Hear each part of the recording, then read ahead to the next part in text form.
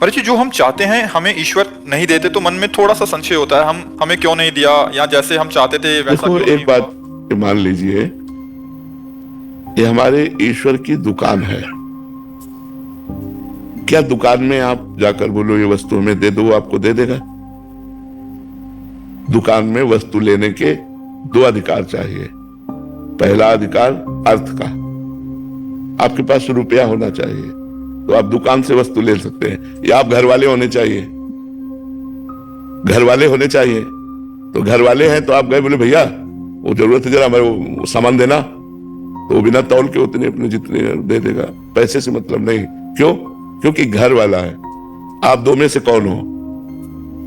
ना आप हरि के घर वाले बने और ना आपके पास तपस्या रूपी धन है, तो आपकी कामना कैसे पूर्ति हो जाए? आप बोलिए, कैसे पूर्ति हो जाए? मेरे ईश्वर की दुकान में है सबका जीवन खाता। अब आप बोलिए कैसे आपकी कामनाएं पूर्ण हो? आप अनुष्ठान कीजिए, आप तपस्या कीजिए, आप भजन कीजिए और मांगिए, देखिए पूर्ण होती है कि नहीं होती। न तपस्या है, न भजन है, न साधना है, और न हरि को अपना मानते हो, तो फिर किस अधिकार से तुम्हें भगवान दे दें? क्यों दे दें तुम्हें? तुम ही प्यारे हो क्या? पूरा जगत उनका बच्चा है, जड़ चैतन्य सब उनका बच्चा है। तुम तो मांगना जानते हो, लेकिन पशु पक्षी कितनी योनियां जो बेचारे मांगना नहीं जानते, और हरि उनकी पूर्ति करते हैं कि नहीं करते? कौन सा? आप देखो पशु पक्षियों को देखो, कितने स्वस्थ पुष्ट एकदम सुंदर दिखाई देंगे। हरि सबका पोषण करता है, उसका चराचर जगत बच्चा है। लेकिन अगर मांग तो मांग दो से ही पूर्ति होती है, या तो तुम्हारे पास धन हो या तुम दुकान वाले के घर वाले हो। तो आप हरि को यदि अपना मान करके प्यार करते हो तो मांगना बनता है, या इतनी तपस्या हो, आपके पास अनुष्ठान हो, जप हो, तो जो मांगोगे वो मिल जाएगा। अब दोनों में से एक भी नहीं है। लोगों को मांगना भी नहीं आता। ठाकुर जी के पास जाते हैं, बोलते हैं मैं एक भोग लगाऊंगा, हमारा काम कर दो। ठाकुर जी से मांगना भी नहीं आता। ठाकुर जी को ठाकुर जी मानो यार, प्रभु को प्रभु मानो, और अपना स्वामी मानो, अपना प्रीतम मानो, अपना यार मानो, तो अभी काम बनने लगे। आप क्या सोचते हो? आपके परिवार में कितने लोग हैं? 13। 13। 13 तुझको अर्पण कर दो।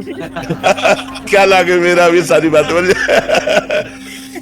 वो ऐसे रीझता है, जैसे देखो हमने एक बार उदाहरण में बताया था कि जैसे एक पिता मानो 4 बेटे हैं और 4 बेटों को एक एक सेव दिया, पिता ने दिया। अब उसमें से एक बेटे ने दौड़ करके गोद पर चढ़कर कहा पापा आप पाओ ना, और पापा के मुंह पे लगा दिया। अब पापा क्या करेंगे? उसके हाथ से सेव ले लिया और अपने हाथ से उसको पवाएंगे। अब जो दुलार इस एक को मिलेगा वो 3 को नहीं मिलेगा।